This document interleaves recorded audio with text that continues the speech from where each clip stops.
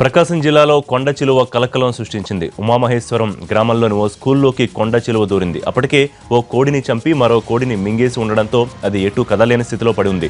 అధికారులకు సమాచారం ఇవ్వడంతో పాములు పట్టే వ్యక్తిని తీసుకొచ్చి మింగిన కోడిని బయటకు తీశారు. పూర్తి డీటెయిల్స్ వెంకట్రావు అందిస్తారు. వెంకట్రావు, స్కూల్లో కొండ చిలువ కలకలానికి సంబంధించి డీటెయిల్స్ చెప్పండి.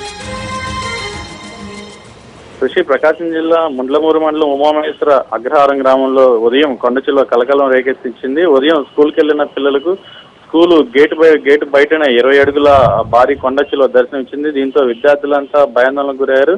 ఇళ్లకు పరుగులు తీసిన విద్యార్థులు తల్లిదండ్రులకు విషయం చెప్పడంతో గ్రామస్తులంతా కలిసి కొండచిలువను స్థానికంగా గ్రామంలో పాములు పట్టే వాళ్ళ సహకారంతో కొండచిలువను బంధించారు. అయితే ఉమామహేశ్వర గ్రామానికి సమీపంలో ఈ రిజర్వ్ ఫారెస్ట్ ఏరియా ఉండటంతో స్థానికంగా ఉన్న కొండ చిలువలు గ్రామం పరిసర ప్రాంతాల్లో తిరుగుతుంటాయని చెప్పని సహజంగా చెప్తున్నారు. అయితే ఉదయం స్కూల్కి వెళ్లిన పిల్లలకు స్కూల్ ఆవరణలో కొండ చిలువ భారీ స్థాయిలో 20 అడుగుల భారీ పొడవైన కొండ చిలువ దర్శనం ఇవ్వడంతో విద్యార్థులు ఒకసారిగా భయాందోళనకు గురయ్యారు.